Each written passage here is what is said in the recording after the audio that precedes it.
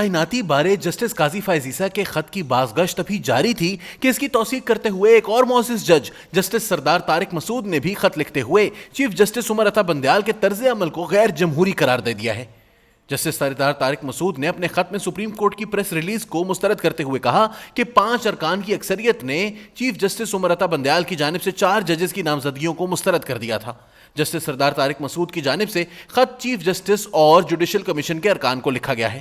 انہوں نے خط میں انکشاف کیا کہ جوڈیشل کمیشن اجلاس شروع ہوا تو چیف جسٹس نے اپنے نامزد کردہ ججز کے بارے میں بتایا اور جسٹس ریٹائرڈ سربت جلال عثمانی نے 4 ججز کے حق میں جبکہ 1 جج کی تقرری کے خلاف رائے دی۔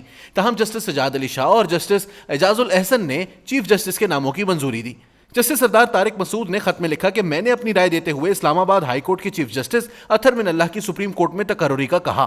انہوں نے خط میں لکھا کہ جوڈیشل کمیشن کے اجلاس کے دوران میں نے بھی سندھ ہائی کورٹ کے 3 جبکہ لاہور ہائی کورٹ کے 1 جج کی نامزدگی کو نامنظور کیا اور کہا کہ جسٹس اطہر من اللہ سینئر ترین جج ہیں۔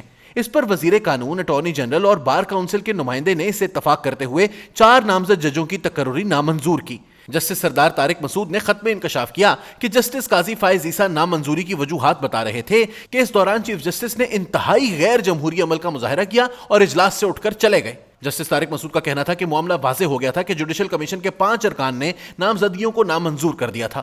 تاہم اس کے بعد سپریم کورٹ کی جانب سے جو پریس ریلیز جاری کی گئی وہ حقائق کے برعکس ہے۔ یہ اجلاس 3 گھنٹے جاری رہا لیکن کسی نے بھی مؤخر کرنے کا نہیں کہا۔ سپریم کورٹ ترجمان جوڈیشل کمیشن ممبر ہے نہ سیکرٹری۔ چیف جسٹس فوری طور پر جوڈیشل کمیشن اجلاس کے درست منٹس جاری کریں۔ جوڈیشل کمیشن کے تفصیلی منٹس پبلک کرنے سے ہی افواہوں کا خاتمہ ہوگا۔ جمعرات کو ہونے والے سپریم جوڈیشل کمیشن کے اس اجلاس کے بعد جسٹس قاضی فائز عیسیٰ کا ایک خط اور بھی سامنے آیا تھا جو کہ انہوں نے چیف جسٹس عمر عطا بندیال کے علاوہ اس کمیشن کے دیگر ارکان کو تحریر کیا۔ جسٹس قاضی فائز عیسیٰ کے اس خط میں کہا گیا ہے کہ ان کے علاوہ جسٹس سردار طارق مسعود، وزیر قانون، اٹارنی جنرل کے علاوہ پاکستان بار کونسل کے رکن نے چیف جسٹس کی طرف سے پیش کیے گئے 4 ججز کے نام مسترد کر دیے ہیں۔ ان میں سندھ ہائی کورٹ کے 3 جبکہ لاہور ہائی کورٹ کا 1 جج شامل ہے۔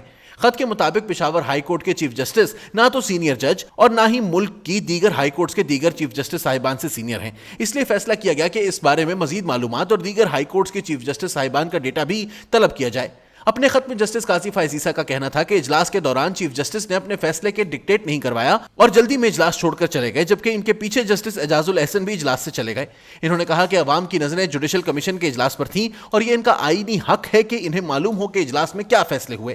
جسٹس قاضی فائز عیسیٰ کی طرف سے اس بات پر زور دیا گیا کہ سپریم جوڈیشل کمیشن کے سیکرٹری جو کہ آج کل چھٹیوں پر ہیں ان کی جگہ قائم مقام سیکرٹری مقرر کیا جائے جو اس اجلاس کے منٹس لکھ کر میڈیا کے ذریعے عوام کو آگاہ کریں۔ خیال رہے کہ جسٹس قاضی فائز عیسیٰ کی طرف سے اس سے قبل بھی 25 جولائی کو چیف جسٹس کو خط لکھ کر درخواست کی گئی تھی کہ چونکہ وہ بیرون ملک ہیں اس لیے سپریم جوڈیشل کمیشن کے اجلاس کو کچھ دنوں کے لیے ملتوی کر دیا جائے۔ تاہم ان کی اس استدعا کو منظور نہیں کیا گیا تھا۔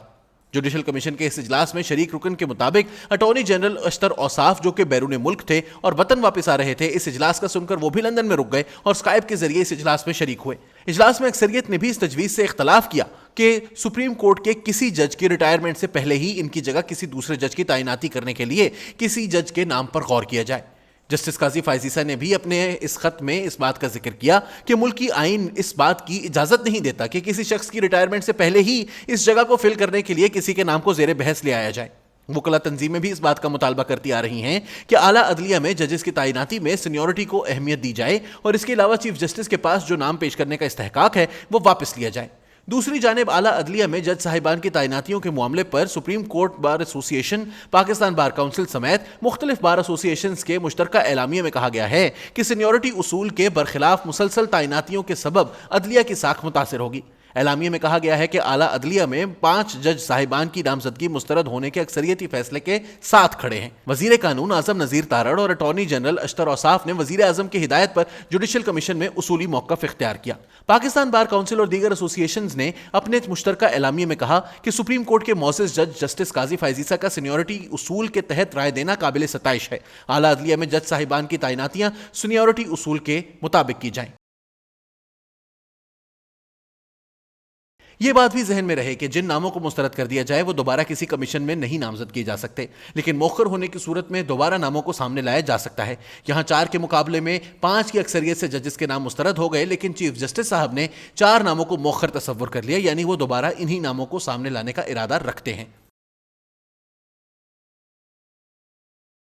कुछ लोगों ने तबसरा किया कि चीफ जस्टिस को अपने घर में ही अदम एतमाद का सामना करना पड़ गया है, लेकिन ऐसा पहली बार नहीं हुआ। इससे पहले भी जस्टिस काजी फायज ईसा के खिलाफ रेफरेंस पर नजरसानी में इन्हें सुप्रीम कोर्ट में 4 के मुकाबले में 6 जजेस के फैसलों से शिकस्त हुई थी। अलबत्ता इस वक्त वो चीफ जस्टिस नहीं थे। याद रहे कि अभी तो जस्टिस सज्जाद अली शाह ने इनके हक में फैसला दिया है, लेकिन 14 अगस्त को ये रिटायर हो रहे हैं और जल्द ही इनकी जगह जुडिशियल कमीशन में जस्टिस मंसूर अली शाह ले लेंगे, और वो भी माजी में सीनियरिटी के उसूल की पाबंदी पर जोर दे चुके हैं।